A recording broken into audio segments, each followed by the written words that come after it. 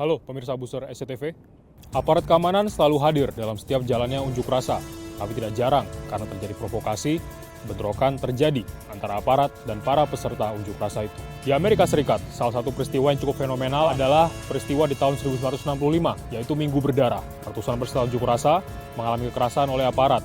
Sampai saat ini, peristiwa itu selalu diperingati. The city of Portland, Oregon, on edge this weekend as a right-wing rally descends on the downtown area. Unjuk rasa untuk menyampaikan aspirasi didasari keinginan kolektif masyarakat yang ingin suara dan pendapatnya didengar oleh pihak tertentu.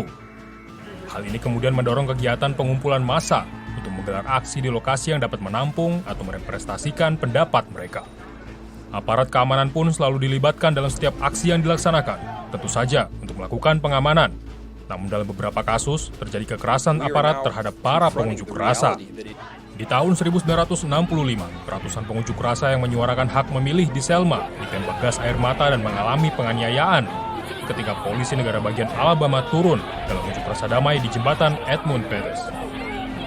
Insiden Minggu Berdarah itu memicu unjuk rasa yang lebih besar dari Selma hingga Montgomery yang dipimpin oleh Martin Luther King Jr.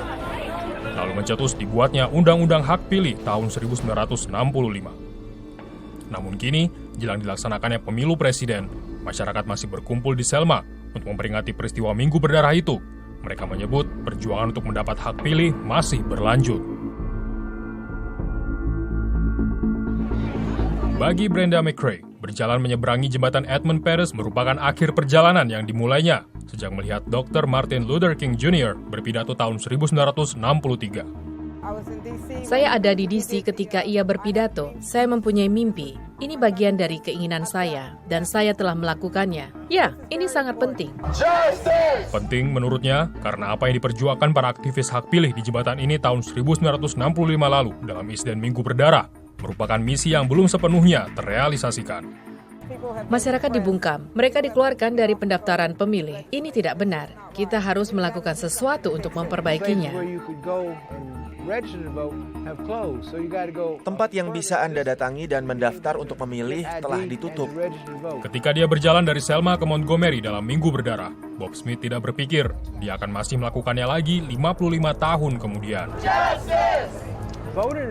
Memilih itu bebas, tapi Anda harus punya dokumen yang menunjukkan Anda adalah warga setempat dan tempat Anda lahir. Ini bukan hal yang mudah bagi sebagian besar orang. Para lansia, banyak dari kami tidak punya ID. Kami bahkan tidak tahu di mana kami lahir. Tidak ada catatan di mana kami lahir karena kami dilahirkan di rumah. Mereka mencoba mencegah saya untuk memilih beberapa tahun lalu, dan saya adalah senator negara bagian Dallas ini. Saya datang ke sana dan nama saya hilang dari daftar. Dan mereka bilang saya tidak boleh memilih. Lalu saya katakan, saya tahu saya memilih karena saya memilih untuk diri saya sendiri. Memperjuangkan hak asasi atau hak sipil memang tidak mudah. Seperti yang terjadi dalam peristiwa Minggu Berdarah ini.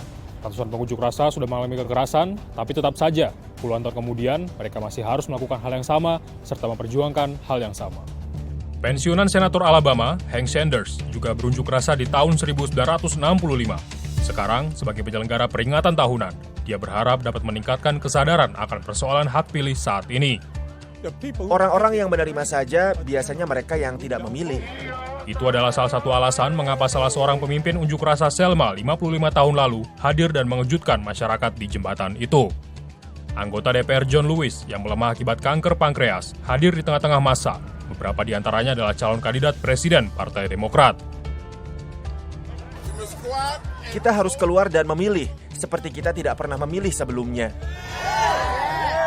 Bagi Daryl Walker, warga Selma berusia 9 tahun, peringatan ini lebih dari sekedar pelajaran sejarah. Saya ikut menyeberangi jembatan, dan itu sangat menyenangkan untuk melihat para kandidat seperti Joe Biden dan Mike Bloomberg. Meski masih terlalu muda untuk memilih, Walker mengatakan dia ingin bersama mereka yang berjuang untuk menegakkan hak sipil. Saya ingin jadi presiden suatu hari nanti untuk membantu komunitas saya dan membantu tempat lain yang tengah berjuang. Sebuah perjuangan yang disaksikan Walker secara langsung.